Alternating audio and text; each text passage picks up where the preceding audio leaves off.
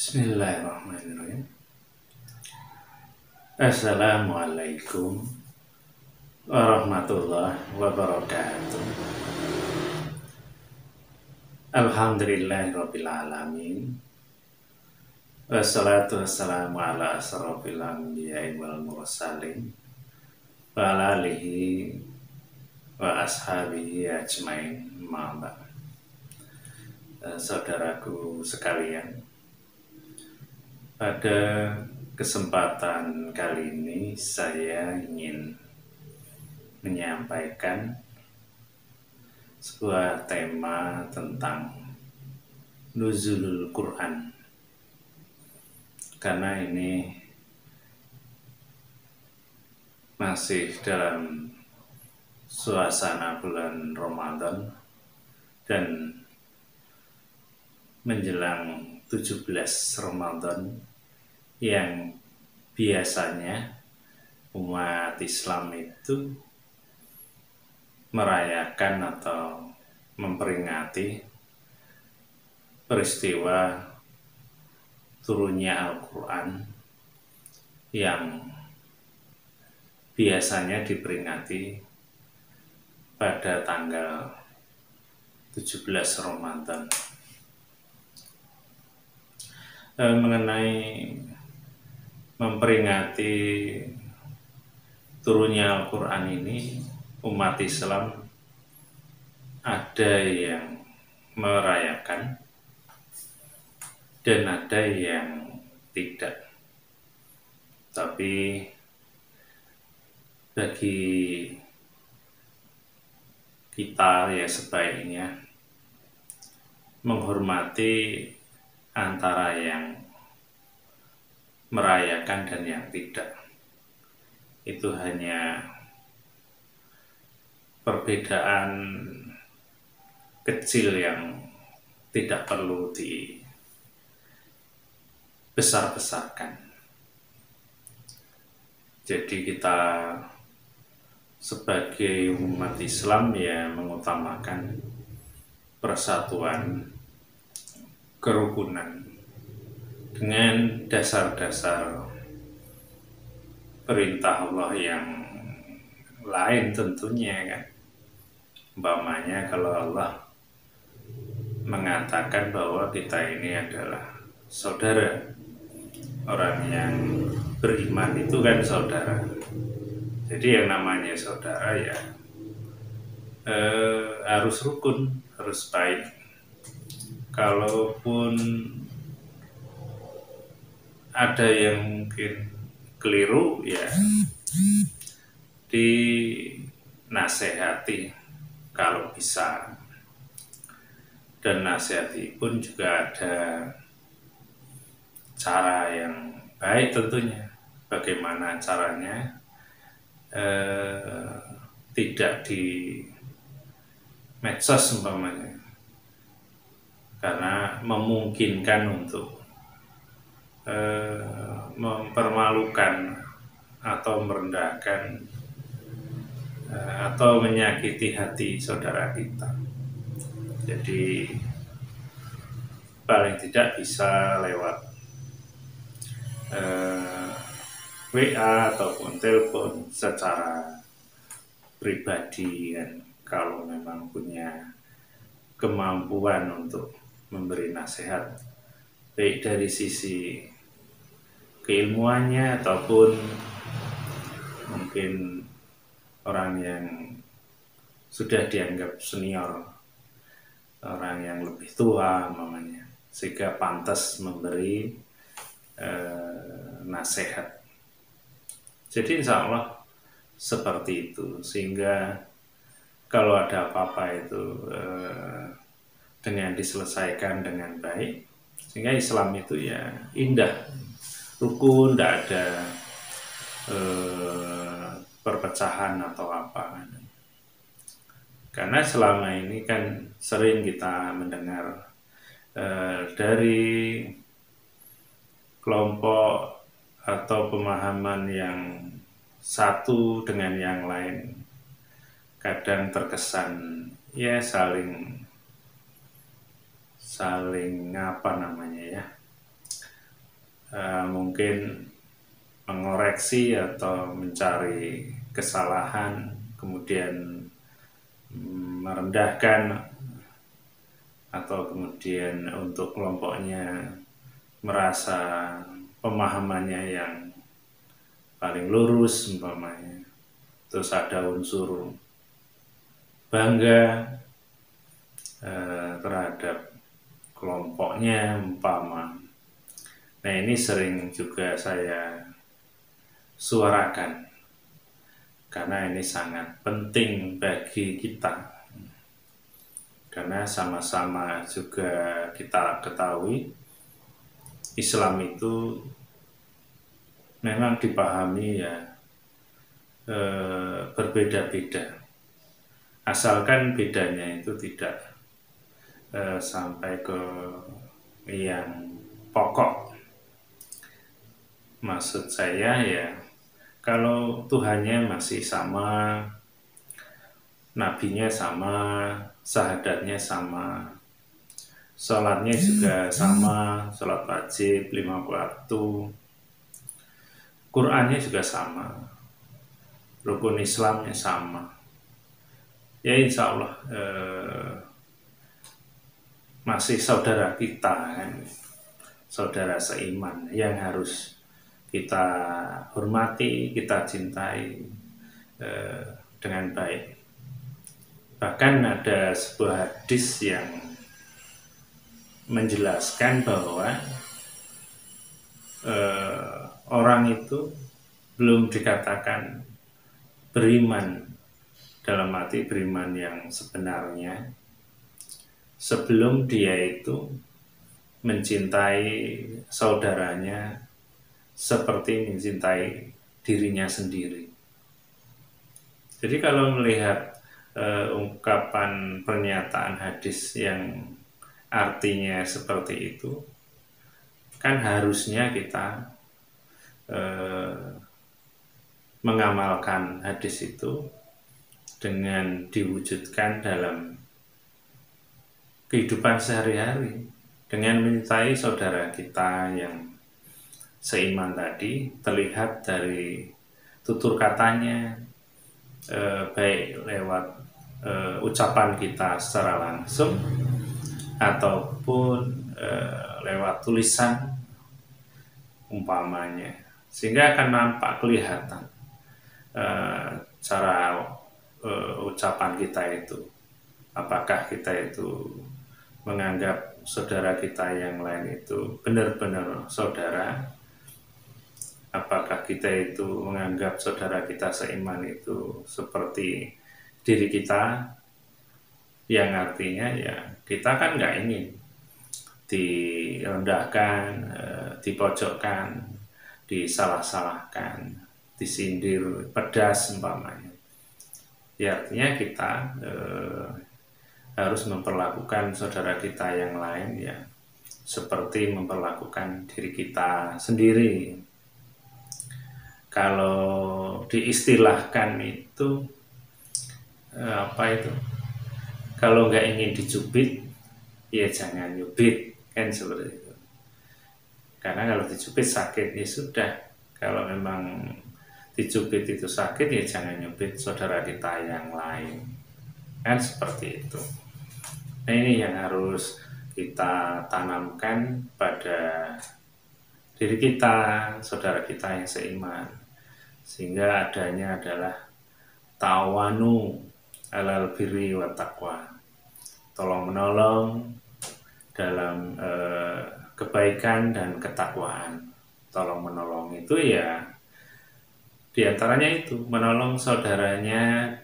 Bagaimana caranya saudara kita itu tidak malu, tidak dipermalukan, maksudnya saudara kita itu tidak merasa bahwa dirinya direndahkan, ya kita tolong, sehingga menegurnya kalau saudara kita salah itu dengan cara yang baik, sehingga tidak kentara kalau dia sebenarnya sedang dinasihati, kan seperti itu. Tapi kalau siapapun itu ya membenarkannya saudara-saudara yang mungkin ada kekeliruan, terus ya apa istilahnya, komen atau berkoar-koar di medsos, si itu apa itu, si A kok begitu, si B, dan macam-macam lah umpamanya, sehingga kan dilihat, didengar oleh banyak orang, sehingga orang kan nanti akan berpikir yang tidak-tidak. Paling tidak mungkin orang akan berpikir, oh ternyata si itu ilmunya masih kurang, masih belum benar umpama. Pokoknya jangan seperti itu. Jadi Islam itu tunjukkanlah akhlak mulia. Ya kita kan disuruh ngikuti Rasulullah. Rasulullah kan uswatun hasanah, contoh yang baik, dan itu ada di dalam Al-Quran. Jadi kalau Rasulullah itu dengan orang lain bagaimana, dengan saudaranya bagaimana, dengan keluarga bagaimana, ya kan? Akhlak. Kan kita sering dengar istilahnya apa itu, Islam itu rahmatan lil alamin. Islam itu menjadi rahmat seluruh alam. Jadi harus baik Islam itu, bukan menjengkelkan, menyakitkan. Kemudian kembali ke pembahasan kita, yaitu tentang nuzulul Quran atau tentang turunnya Al-Quran, yang dasarnya ada di dalam surat Al-Baqarah ayat 185, yang penggalan ayatnya berbunyi, Syahrul Ramadan alladzi unzila fihil Qur'an hudal linnas, yang artinya pada bulan Ramadan yang di dalamnya diturunkan Al-Quran sebagai petunjuk untuk manusia. Jadi memang Al-Quran turunnya di dalam bulan suci Ramadan dan sebagai petunjuk bagi manusia. Dan yang perlu kita bahas di sini bukan proses turunnya atau waktu turunnya, tapi fungsi Al-Quran tadi disebutkan sebagai hudan atau petunjuk untuk manusia. Manusia yang bagaimana itu dijelaskan juga di dalam surat Al-Baqarah ayat 2 yang bunyinya dzalikal kitabul la raiba fihi hudal lil muttaqin. Jadi kitab itu Al-Quran tidak ada keraguan di dalamnya, sebagai petunjuk untuk orang yang takwa. Jadi orang yang takwa yang mendapat petunjuk tadi, karena manusia itu kan ada yang nanti yang beriman dan takwa, ada yang tidak. Karena ayat yang selanjutnya nanti ada ayat yang bunyinya innalladzina kafaru sawaun alaihim a'andzartahum am lam tundirhum la yu'minun.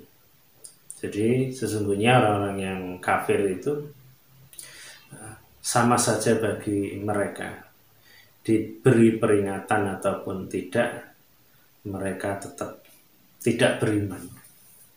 Jadi kalau orang yang kafir, kufur itu tidak bisa, walaupun sudah diingatkan ataupun tidak, dia tidak beriman. Karena ayat itu juga diteruskan, khatamallahu ala qulubihim wala sam'ihim wala absarihim ghishawah walahum adzabun adzim. Jadi karena ya hatinya itu sudah dikunci, pendengarannya, penglihatannya dikunci oleh Allah. Jadi kalau sudah dikunci ya sulit dikasih tahu atau tidak sama saja. Nah, mudah-mudahan yang kita harapkan kita bukan orang yang seperti itu. Insya Allah kita termasuk orang yang takwa, yang mau menerima petunjuk dari Al-Quran. Tapi juga harus dibuktikan dalam kehidupan sehari-hari. Kalau sehari-hari kita ternyata tidak menggunakan Al-Quran sebagai petunjuk, sebagai pedoman, nah itu yang jadi masalah. Ketakwaan kita dipertanyakan, keimanan kita juga. Ya umpama ini salah satu contoh umpamanya, kalau Al-Quran menjelaskan di dalam surat Al-Hujurat ayat 10 itu, Allah mengatakan innamal mu'minuna ikhwah fa aslihu baina akhwaikum, dan seterusnya, yang artinya sebenarnya atau sesungguhnya orang yang beriman itu saudara, maka damaikanlah di antara keduanya. Maksudnya, damaikanlah kalau ada saudara kita yang sedang berselisih, entah itu selisih paham atau pendapat atau yang lain. Tapi paling tidak ayat tadi diawali dengan bahwa kita itu, orang yang beriman itu bersaudara. Nah, itulah petunjuk dari Allah itu untuk kita kalau kita termasuk orang yang iman dan takwa. Sehingga apa? Sehingga cara mengamalkan ayat itu ya, kalau kita itu ada masalah dengan saudara kita seiman, baik itu masalah yang secara langsung atau tidak, umpamanya kalau ada saudara kita yang ada perbedaan paham, hanya masalah khilafiyah istilahnya, bukan sampai ke akidah, ya artinya ya kita ya biasa saja, tidak perlu kita itu emosi, tidak perlu terus kita itu merendahkan, mencela, mengatakan kekurangan-kekurangannya, apalagi di depan umum, di medsos sebenarnya, sehingga dilihat orang banyak, sehingga itu bisa mempermalukan, sehingga itu bisa menjadi fitnah dan lain sebagainya. Kalau orang yang benar-benar takwa, insya Allah dia nggak akan melakukan itu, karena mereka juga saudara kita, karena mereka syahadatnya sama, Tuhannya sama, nabinya sama, Qurannya sama. Jadi kita tidak boleh sembarangan istilahnya, apalagi kalau kita juga mengamalkan firman Allah yang lain, bahwa kita itu diajarkan untuk rendah hati. Ya kalau namanya rendah hati ya, walaupun kita ilmunya mungkin lebih banyak, lebih benar, tapi ya rendah hati ya, dia tidak akan menunjukkan merasa lebihnya itu. Dia akan rendah hati mengatakan, oh mungkin pendapat saya masih belum pas, mungkin pendapat dia yang benar, wallahu a'lam, hanya Allah yang tahu. Umpamanya seperti itu. Jadi tidak terus mentang-mentang istilahnya, dengan dasar ini itu pasti punya saya yang paling lurus, sehingga terus kita merendahkan yang lain. Padahal merendahkan itu salah satu ciri orang yang sombong.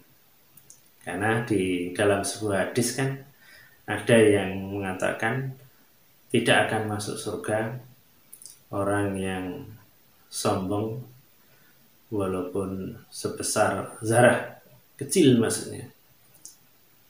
Jadi kalau ada kesombongan walaupun kecil nggak akan masuk surga. Dan sombong di situ, dalam hadis itu dijelaskan orang yang menolak kebenaran dan merendahkan orang lain. Nah, kan jelas menolak kebenaran apa? Jelas di Al-Quran kita itu orang yang iman saudara. Ya harusnya ya bersikap dengan saudara kita baik, ya menyenangkan, menyejukkan, beri nasihat juga dengan baik. Kemudian merendahkan itu tadi juga tidak benar dengan mengatakan di depan umum seperti itu kan merendahkan. Naudzubillah, jangan sampai kita itu tertutup, terlena, terlupakan hanya karena melihat satu sisi yang menurut kita benar sehingga melupakan kebenaran-kebenaran yang lain yang ada di dalam Al-Quran. Jadi kalau diumpamakan yang lain itu jangan sampai kita itu maksudnya baik, umpama ada saudara kita yang di keningnya ada nyamuk nempel, terus maksudnya baik ingin menyelamatkannya, kemudian diambilkan kayu, dipukulkan sekeras-kerasnya, ya nyamuknya insya Allah mati kan, ya orangnya ya mungkin sama kan gitu. Nah itulah ya, jangan sampai seperti itu. Jadi harus pakai cara yang baik, terus kemudian mengamalkan satu ayat juga harus, yang lain-lain juga harus diamalkan. Bukan hanya istilahnya itu dalam sebuah hadis, man ra'a minkum mungkaron fal yughayyir biyadihi, lihat kemungkaran terus dirubah dengan tangan, kekuasaan, tidak mikir bahwa ada dalil-dalil yang lain yang juga harus kita amalkan. Bahwanya dalil yang lain apa? Di Al-Quran Allah mengatakan fabima rahmatin minallah lintalahu, karena rahmat Allah Nabi Muhammad itu lemah lembut. Lemah lembut itu kan bukan mesti terus suaranya kecil, tidak seperti itu. Tapi intinya juga harus lembut. Jangan sampai suaranya kecil tapi menyakitkan umpamanya, kan itu sama saja. Dan Rasulullah itu kan uswah, sebagai contoh suri tauladan akhlak yang baik yang harus kita contoh, karena memang itu juga ada perintahnya di dalam Al-Quran. Nah itu yang harus kita ketahui.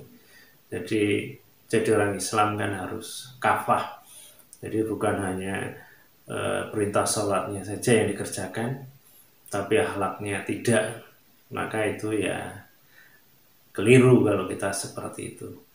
Nah ini yang perlu kita ketahui, bahwa Quran itu diturunkan di dalam bulan Ramadan fungsinya untuk petunjuk bagi kita, khusus yang iman takwa, agar kita selamat hidupnya dunia dan akhirat, insya Allah seperti itu. Nah itu saja yang bisa saya sampaikan. Kalau ada kurang lebihnya saya mohon maaf kepada Allah. Mohon ampun. Akhir kalam. Assalamualaikum warahmatullahi wabarakatuh.